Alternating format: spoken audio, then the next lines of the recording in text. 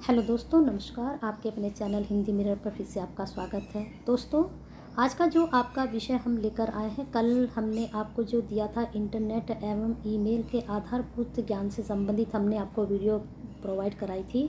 आज जो हम आपके लिए विषय लेकर आए हैं, सूचना एवं संचार प्रौद्योगिकी यानी कि आईसीटी से संबंधित जो विषय है आपका, सूचना एवं संचार संबंधी जो आप शब्दावली यूज करते हैं, शब्द संक्षेपण आप यूज करते हैं कंप्यूटर में, सूचना व संचार प्रौद्योगिकी क्षेत्र में, उससे संबंधित हम आपके लिए कुछ महत्वपूर्ण प्रश्न लेकर आए हैं। और उससे पहले थोड़ा सा हमने डिटेल में इसके बारे में आपको समझाया भी है।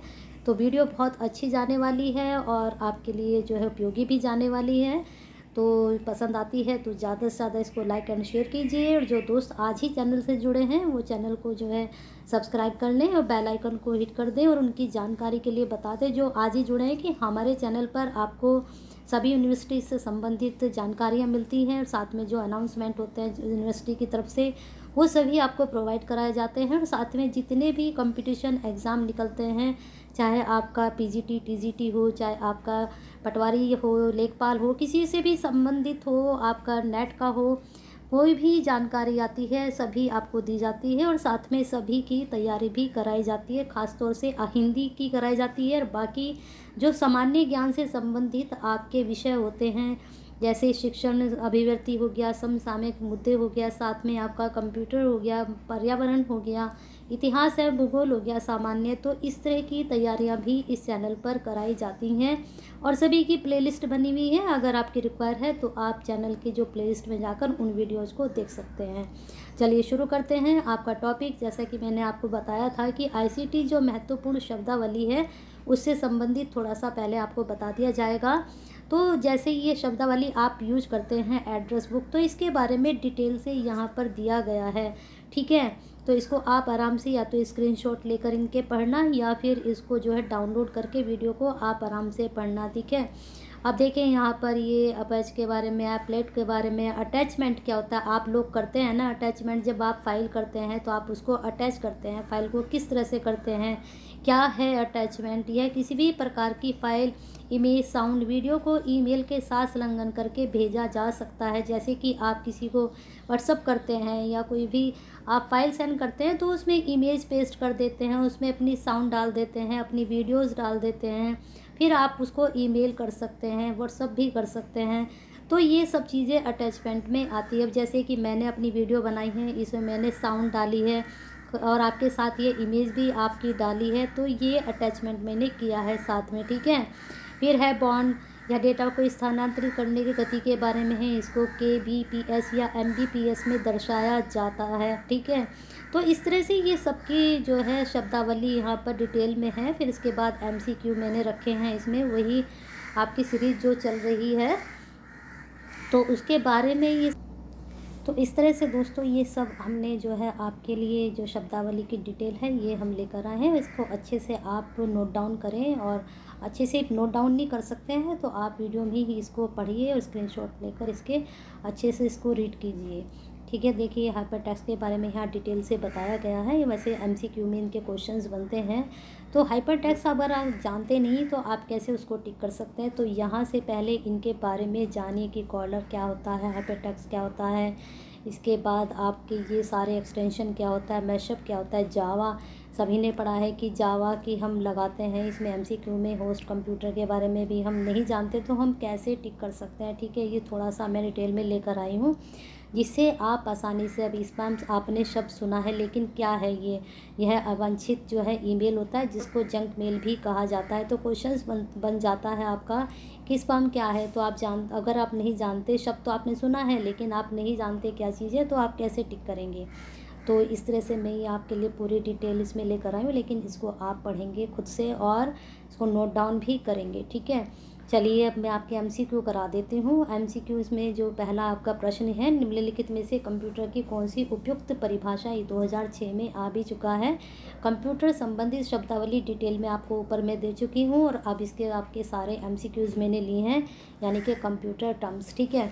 तो इसमें आपका 35 में जो आपका उत्तर हो जाएगा बी। कंप्यूटर एक इलेक्ट्रॉनिक उपकरण है जो कि सूचना का भंडारण पुनः प्राप्ति कर सकता है, ठीक है, और शीघ्रता से, पात्रता और गुणात्मक डेटा का प्रसंस्करण कर सकता है। ठीक है, ये इसका आंसर है। चलिए अब आगे चलते हैं।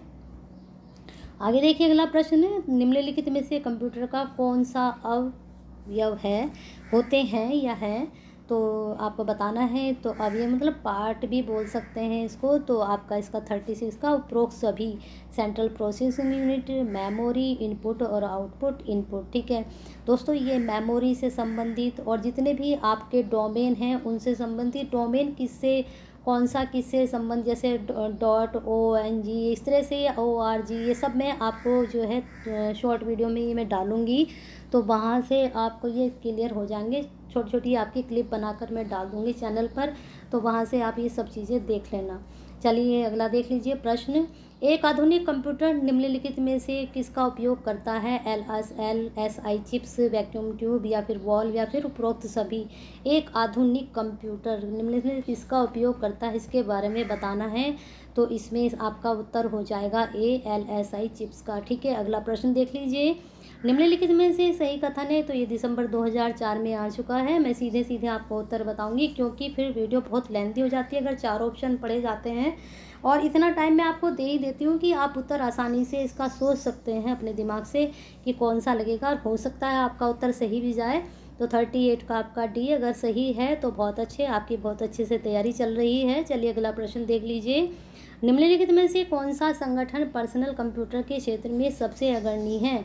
दोस्तों MCQ इसलिए होते हैं कि आपने जितना पढ़ा है और आपको प्रश्न पूछते ही आपके दिमाग में एकदम क्लिक कर जाता है कि यही आंसर होगा, नहीं करता और आप कंफ्यूज रहते हैं, इसका मतलब आपकी तैयारी अभी अच्छे से नहीं है। तो और पढ़िए, और जब तक पढ़ते रहिए जब तक आप MCQ खुद से सॉल्व ना कर सकें। चलिए देख लीजिए 39 का उत्तर, इसका उत्तर हो जाएगा IBM। ठीक है, कल की वीडियो में मैंने आपको बताया था कि इसको आप इस तरह से भी लिखा करें। ठीक है, अभी आपको ये क्लियर होगा। आगे देख लीजिए, निम्नलिखित शब्दों में से कौन सा सबसे अधिक निकटता से मुख्य मेमोरी से संबंधित है? मैंने भी आपको बताया कि मेमोरी का मैं पूरा चार्ट इस तरह से पूरा चार्ट आपको करके बताऊंगी कि कौन सी मेमोरी कहाँ पर आती है, कौन सी मेमोरी का कौन सी फर्स्ट या मेमोरी होती है, प्राथमिक मेमोरी होती है, सेकेंडरी मेमोरी होती है, द्वितीय मेमोरी होती है, उनके अंतर्गत क्या क्या आता है, ये पूरा चार्ट से मैं आपको समझाऊंगी। शॉर्ट वीडियो में डालूंगी आज ही शाम तक, तो आप उसको देखना। चलिए आगे चलते हैं। मैंने बताया कि डोमेन भी मैं आपको बताऊंगी। डोमेन सभी को पता है कि जो संस्थाएं होती हैं वो अपना डोमेन नेम रखती हैं, जो आपकी वेबसाइट ऊपर होता है।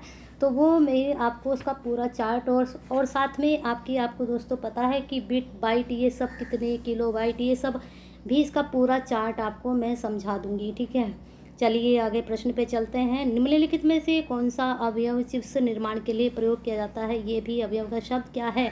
ठीक है, इसमें कौन सा पार्ट प्रयोग किया जाता है? तो 41 का आपका उत्तर क्या हो जाएगा? D, semi conductor. चलिए अगले प्रश्न पर, निम्नलिखित में से माइक्रो प्रसंस्करण किस हेतु है? प्रसंस्करण, माइक्रो प्रसंस्करण किसके लिए यूज होता है या किस कारण से है? तो 42 का आपका उत्तर हो जाएगा A, कंप्यूटर। ठीक है, अगला प्रश्न देख लीजिए, निर्देशों का वह समूह जो कि कंप्यूटर की कार्य पद्धति को नियंत्रित करता है उसको क्या कहा जाता है? बहुत अच्छा प्रश्न है ये, और बहुत अच्छे से आता भी है एग्ज़ाम में, अलग अलग तरीके से पूछा जाता है। तो प्रोग्राम। ठीक है, अगला प्रश्न देख लीजिए, निम्नलिखित में से पहली पीढ़ी के कंप्यूटर का मुख्य घटक कौन सा था? वेरी इंपॉर्टेंट प्रश्न, इसको जरूर नोट करें। 44 का आपका उत्तर हो जाएगा B, वैक्यूम ट्यूब और वाल्व का। ठीक है, अगला प्रश्न देख लीजिए, फोर्ट्रॉन किसका संक्षिप्त रूप है? वेरी इंपॉर्टेंट, ये भी आपको जो मैं वेरी बता रही हूँ 100% आप लगाते चले जाइए, जरूर आएंगे। ठीक है, अगला प्रश्न देख लीजिए, 45 का आपका उत्तर हो जाएगा C, फार्मूला ट्रांसलेशन। ये फोर्ट्रॉन से आप याद रखना कि फार्मूला। ठीक है, ट्रांसलेशन। चलिए अगले प्रश्न पे चलते हैं। निम्नलिखित कथनों में से कौन सा सही नहीं है? तो ये 4 आपके ऑप्शन हैं, 4 में से कोई एक सही नहीं है, बाकी जो है सही है। तो 46 का आपका मैं बता देती हूँ कि D ही इसका सही नहीं है, बाकी A, B, C आपके सही हैं। और कंप्यूटर डिजिटल एवं एनालॉग संकेतों का प्रसंस्करण करने में सक्षम है, तो ये सही नहीं है, बाकी सब सही है। देखिए 2004 में ये आ भी चुका है।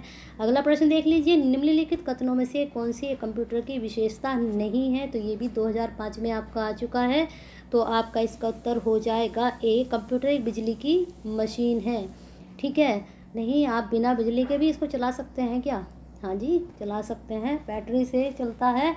और जो है आप इसको चार्ज करके, बिजली की मशीन हर वक्त बिजली पे तो नहीं, चार्ज तो आप बिजली से ही करेंगे। चलिए आगे चलते हैं। एनालॉग कंप्यूटर में अब इसमें भी यहाँ पर 4 ऑप्शन हैं, तो चारों में उपरोक्त सभी या फिर तीनों ही, तो 48 का आपका हो जाएगा बी। इनपुट सब कभी भी डिजिटल रूप में परिवर्तित किया जाता है। ठीक है, इसमें जो आपका 48 का बी हो जाएगा। अगला प्रश्न है आपका, एक हाइब्रिड कंप्यूटर, ये भी बहुत अच्छा प्रश्न है, इसे भी ज़रूर नोट डाउन करें। तो 49 का आपका सी। डिजिटल और एनालॉग कंप्यूटर दोनों जैसा दिखता है। अब ये जो हाइब्रिड कंप्यूटर होता है, दोनों का क्या है, मिला जुला रूप भी बोल सकते हैं इसको। अगला प्रश्न है, नवीनतम पीढ़ी के कंप्यूटर में निर्देश को निम्नलिखित प्रकार से क्रियान्वित किया जाता है। तो क्या होगा इसका उत्तर? आपका 50 का लगा लिया होगा सबने। समांतर और क्रमिक दोनों प्रकार से नवीनतम पीढ़ी के जो कंप्यूटर हैं उनको हर प्रकार से, यानी कि दोनों प्रकार से आप क्या कर सकते हैं, निर्देशित। निम्नलिखित में से किस व्यक्ति ने सर्वप्रथम इलेक्ट्रॉनिक्स डिजाइन वाले कंप्यूटर को, यानी कि ENIAC को डिजाइन किया? तो बहुत अच्छा प्रश्न है, पूछा भी जाता है और काफ़ी ये पॉपुलर भी कह सकते हैं आप प्रश्न को। तो 51 का आपका उत्तर हो जाएगा सी। जे प्रेसपर एकर्ट और जॉन डब्ल्यू मॉचली ने, ठीक है, इन दोनों ने मिलकर किया था। निम्नलिखित में से कौन सा प्रतीक हेक्साडेसिमल संख्या प्रणाली के हैं? दोस्तों ये चीज़ भी मैं आपको चार्ट बनाकर ही समझाऊंगी, लेकिन ये सब शॉर्ट वीडियो पे मैं डालूंगी, तो आप इनको ज़रूर देखना। तो 52 का आपका जो है क्या हो जाएगा, 52 का आपका बी 0, आपका ये 9 और ए एफ का। ठीक है, चलिए आगे चलते हैं। निम्नलिखित में कौन सा ये -15 10 का बाइनरी इक्विवेलेंट होगा? तो ये तो दोस्तों आपको निकालना पड़ेगा। अगर आपसे ये नहीं आते हैं निकालने तो आप कमेंट बॉक्स में बताइए, ये भी हम आपको निकालना सिखा देंगे। ठीक है, अगला प्रश्न है, जीबी डेटा किसके बराबर है? तो 54 का आपका उत्तर क्या हो जाएगा? लेकिन यहाँ मैं आपको उत्तर बता देती हूँ, जिन दोस्तों से निकालने ये आते हैं, तो ये आपका उत्तर हो जाएगा 53 में आपका उत्तर हो जाएगा ए, ये इसका आएगा।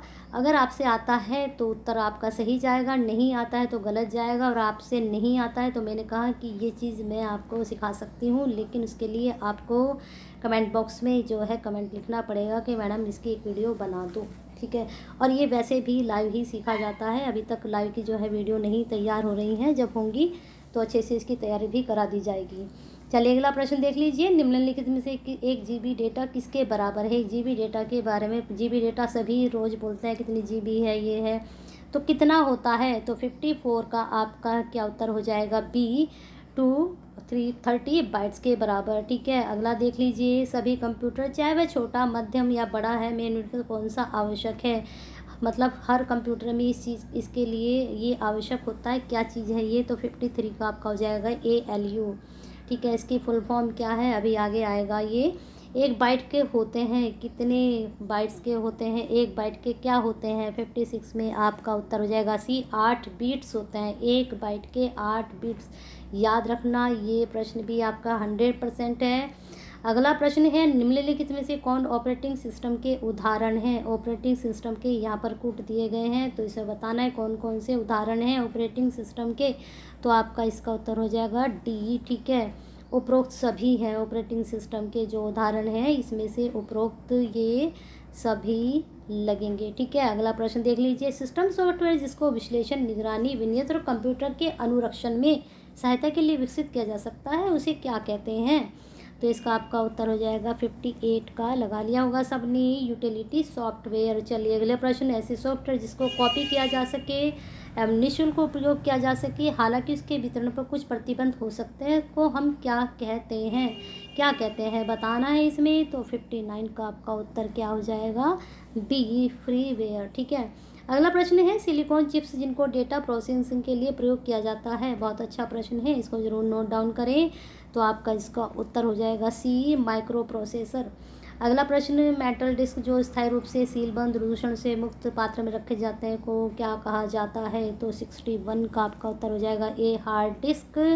चलिए अगले प्रश्न पे चलते हैं, 1 मिनट इसको यहाँ लगा लेते हैं, ये इसका उत्तर आ जाएगा हार्ड डिस्क। चलिए अगला प्रश्न देख लीजिए। निम्नलिखित में से सभी आधुनिक कंप्यूटर किसका प्रसंस्करण करते हैं? तो 62 का आपका उत्तर सी हो जाएगा इसमें, डेटा का। ठीक है, ये बार बार आज तंग कर रहा है, डेटा का। ठीक है, अगला प्रश्न देख लीजिए। निम्नलिखित में से कौन सा विकल्प निर्देश और मेमोरी एड्रेस का प्रतिनिधित्व करते हैं? मेमोरी एड्रेस का प्रतिनिधित्व करते हैं। तो 63 का आपका उत्तर हो जाएगा बी, बाइनरी कोड। ठीक है, चलिए अगला प्रश्न देख लेते हैं। निम्नलिखित में से किस पीढ़ी के कंप्यूटर का आकार सबसे अधिक था, है ना, उसका सबसे बड़ा था वो? 64 का आपका उत्तर क्या होगा? ए, पहली पीढ़ी का, वो बहुत बड़े थे।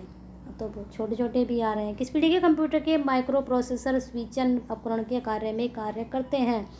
तो 65 का आपका उत्तर होगा डी, चौथी पीढ़ी के। ठीक है, अगला प्रश्न है, ये आप देख लेना इसको भी। इसका उत्तर मैं सीधे सीधे आपको बता देती हूँ क्योंकि बहुत सारे प्रश्न हैं इसमें। आपका ये उत्तर हो जाएगा। निम्नलिखित में से कौन सी प्रोग्राम भाषा का व्यापक रूप से कंप्यूटर विज्ञान, इंजीनियरिंग, व्यापार में प्रयोग किया जाता है? ये अच्छा प्रश्न है, इसको आप ज़रूर नोट डाउन करें।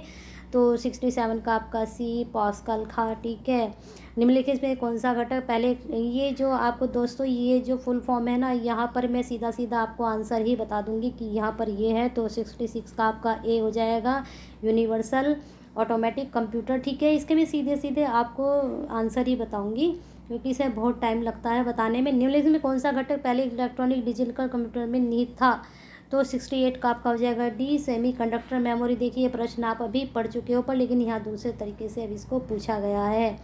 निम्नलिखित में से कौन सा उच्च प्रदर्शन स्केल बेल कंप्यूटिंग क्लस्टर अगली पीढ़ी का computer centre for development for advance computing CDAC ने विकसित किया कि जिसकी कंप्यूटिंग शक्ति एक टेराफ्लॉप की है? तो वह क्या है? तो 69 का आपका उत्तर क्या हो जाएगा, देखना है इसमें। तो 69 का आपका उत्तर है ए, परम में। ठीक है, अगला प्रश्न देख लीजिए। अगला प्रश्न देख लीजिए इसमें। निम्नलिखित में से सोर्स प्रोग्राम किस भाषा में लिखा जाता है? तो 73 का आपका उत्तर है सी, हाई लैंग्वेज में। अगला प्रश्न है, कंप्यूटर प्रोग्राम का ऐसा समूह जो सॉफ्टवेयर हार्डवेयर का प्रबंधन करता है उसे क्या कहते हैं? तो 74 का आपका उत्तर हो जाएगा सी, ऑपरेटिंग सिस्टम। ठीक है, अगला प्रश्न है, ऐसी सॉफ्टवेयर जो किसी प्रोग्राम की असेंबली भाषा को मशीनी भाषा में परिवर्तित करता है? बहुत अच्छा प्रश्न है, 100% इसमें लगाइए। तो 75 का आपका उत्तर हो जाएगा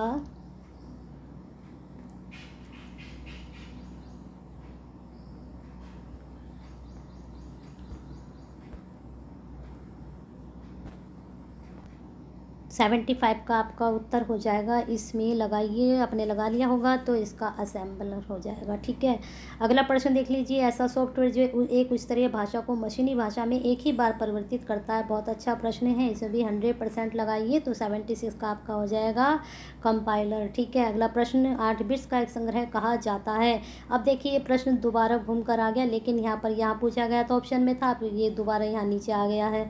तो 83 का सबने लगा लिया होगा, क्या होगा उत्तर? ए, बाइट। ठीक है, यहाँ से अलग से पूछा गया, ऊपर ये दूसरे तरीके से इसी प्रश्न को पूछा गया था।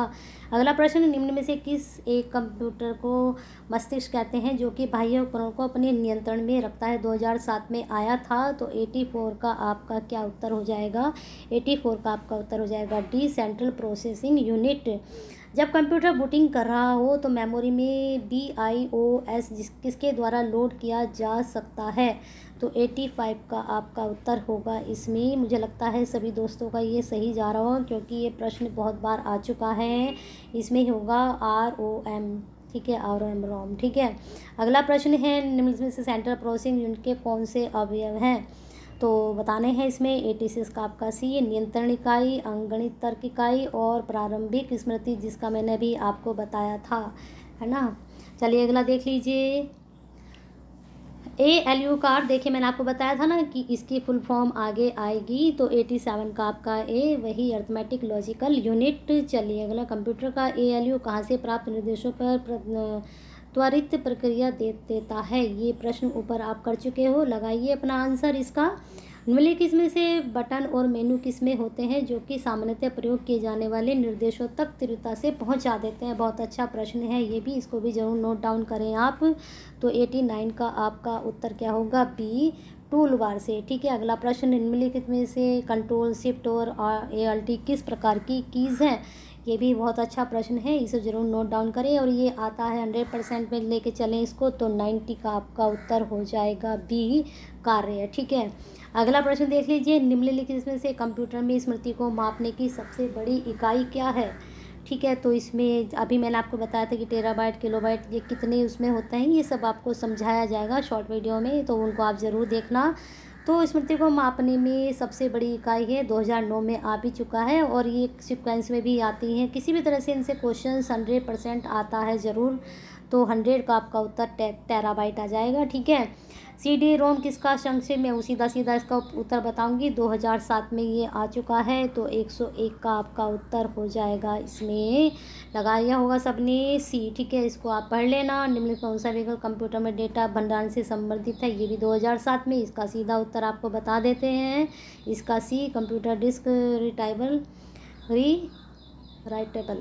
ठीक है, रैम का अर्थ है दिसंबर 2007, तो 103 का आपका क्या होगा? इसमें होगा ए, रैंडम एक्सेस मेमोरी। चलिए आगे, सेकेंडरी मेमोरी की तुलना में प्राइमरी मेमोरी, मैंने आपको बताया सेकेंडरी मेमोरी, प्राइमरी मेमोरी, इनके अंतर्गत फिर कौन सी आती है, फिर उनके अंतर्गत कौन सी आती हैं, ये पूरा चार्ट आपको बताया जाएगा, तभी थोड़ा क्लियर हो पाएंगे। 104 का आपका क्या होगा? जितना आपसे आता है वो करिए आप अभी अपने सॉल्व, और जो नहीं आते हैं वो चार्ट के अनुसार फिर आपको अच्छे से और समझ में आ जाएंगे। 104 का आपका हो जाएगा बी, अधिक तीव्र और महंगी। ठीक है, मुख्य स्मृति 2 प्रकार की होती है, वही जो अभी हम पढ़ते आ रहे हैं, ऊपर से नीचे तक हम इन्हीं के बारे में पढ़ते आए, रोम, रैम। ठीक है, अगला प्रश्न है, डेटा को स्मृति को पुनः प्राप्त करने के निम्नलिखित में से किस शब्द का प्रयोग किया जाता है?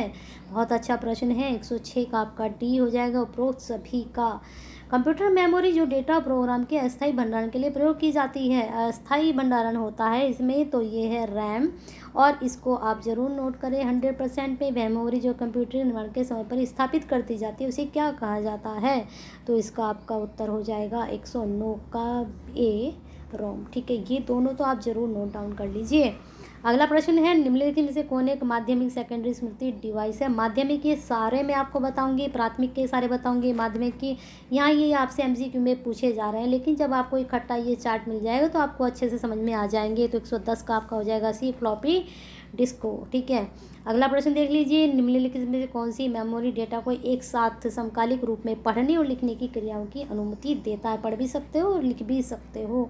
117 का आपका उत्तर क्या हो जाएगा? B, RAM. ठीक है, अगला प्रश्न है, निम्नलिखित में से कौन सी मेमोरी सबसे न्यूनतम अधिगम समय है लेती है? 118 का, ये मतलब उसके अंदर आप ज़्यादा टाइम तक उसको चला सकते हो, यूज कर सकते हो, ज़्यादा डेटा रख सकते हो, तो 118 का आपका क्या हो जाएगा? ए, कैश मेमोरी। ठीक है, अगला प्रश्न है, निम्नलिखित कौन सा शब्द भंडार के लिए स्टोरेज, यानी कि आप इसमें स्टोरेज कर सकते हो डेटा को, आइटम का पता लगाने के लिए प्रयोग किया जाता है? तो 119 का आपका हो जाएगा ए, फील्ड को। ठीक है, उस मैग्नेटिक स्टोरेज चिप का नाम बताइए जो नॉन वॉलेटाइल, जो डेटा के लिए प्रत्यक्ष अधिगम प्रदान करती है और जिसका कोई गतिमान भाग ही नहीं हो सकता है। तो 120 का आपका क्या उत्तर हो जाएगा? 120 का आपका डी, मैग्नेटिक बबल मेमोरी। अगला प्रश्न है, वह समय जिसके दौरान कंप्यूटर कार्य का प्रसंस्करण किया जाता है उसे क्या कहा जाता है? तो उसको 140 का आपका उत्तर क्या होगा? आपका होगा उत्तर सी, एक्सिक्यूशन टाइम। ठीक है, अगला प्रश्न है, ऐसा दृष्टिकोण जो कंप्यूटर को एक बजाय कई कार्य एक साथ करने की अनुमति देता है को कहा जाता है? बहुत अच्छा प्रश्न है, जरूर नोट डाउन करें इसको। 141 का आपका सी, रेखांकित प्रोसेसर, अंडरलाइंड प्रोसेसर। निम्नलिखित में कौन सा शब्द गीगाबाइट को संदर्भित करेगा? देखिए, मैंने आपको बताया था ना किसके बारे में मैं आपको बताऊंगी, तो किलोबाइट, मेगाबाइट, बिट्स क्या हैं ये, तो इसके बारे में पूछा है, और ये सभी के बारे में पूछा जाता है, किलोबाइट, गीगाबाइट, मेगाबाइट, सब के बारे में पूछा जाता है। तो एक चार्ट पूरा मिल जाएगा तो आपको अच्छे से याद हो जाएंगे। तो 142 का आपका उत्तर क्या हो जाएगा? लगा लिया होगा, और ये मोस्टली सभी को आते हैं, इसकी एक सीक्वेंस भी होती है याद करने की, वो अच्छे से आपको बता देंगे। इसकी भी सीक्वेंस होती है त्रिविशीय मंद की, ठीक है।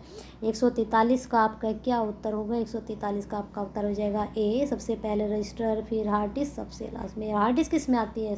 प्रथम मेमोरी में, द्वितीय मेमोरी में। बताना आप, चार्ट मिलेगा तो फिर समझ में आ ही जाएगा। 152 का आपका उत्तर देख लेते हैं क्या है। 152 में आपका उत्तर 152 का आपका सी, स्प्रेडशीट, ठीक है। अगला प्रश्न है, इसमें CAD का आपको अर्थ बताना है, इसका पूरा बता देते हैं। 153 का आपका उत्तर हो जाएगा ए, कंप्यूटर एडेड डिज़ाइन, ठीक है। निम्नलिखित किस हार्डवेयर अवयव की आवश्यकता होती है जब एक से अधिक व्यक्ति एक ही समय में केंद्रीय कंप्यूटर का उपयोग करना चाहते हैं? तो आपका इसका उत्तर हो जाएगा ए, टर्मिनल का। इस प्रकार से आपके ये 50 प्रश्न जो बहुत ही महत्वपूर्ण प्रश्न, मैंने कुछ ज़्यादा प्रश्न ही नहीं लिए हैं, मैंने वही प्रश्न उठाए हैं जो आपके लिए ज़रूरी हैं। जैसे कि अब ये वाला प्रश्न है, ये बहुत ज़रूरी है, ये 100% मैं आपको बोलती हूँ कि आएगा आपके एग्ज़ाम में, ठीक है। अनुभव के आधार पर है, वैसे तो पेपर जो बनाते हैं उन्हें ज़्यादा पता रहता है कि किस तरह के वो क्वेश्चंस डालेंगे, लेकिन अनुभव के आधार पे किसी ने भी हम कंपटीशन देते हैं, हम ज़रूर फेस करते हैं इन प्रश्नों को। तो अगर वीडियो पसंद आई है तो करिए ज़्यादा से ज़्यादा लाइक एंड शेयर। दूसरी वीडियो के लिए तैयार रहिए, शाम तक आपको दूसरी वीडियो कंप्यूटर से संबंधित मिल जाएगी। ये लेकिन शॉर्ट वीडियो मिलेंगी, जितनी टॉपिक मैंने आपको बताया कि मेमोरी से संबंधित, आपके जो डोमेन नेम है, अरबी टेराबाइट किसको संदर्भित करता है, जैसे किलोबाइट, टेराबाइट, वो कितने उसमें आते हैं, वो सब की शॉर्ट वीडियो मैं आपको बनाकर प्रोवाइड कराऊंगी शाम तक। तो बने रहिए हिंदी मिरर के साथ इस तरह की वीडियो के लिए, और ऐसी जो मैंने कहा था कि न्यूज़ के लिए, अनाउंसमेंट के लिए, और ज़्यादा से ज़्यादा वीडियो को एंड शेयर कीजिए, और जो है ऐसे ही शेयर करके हमारा और अपना हौसला और अपना कार्य बढ़ाते रहिए।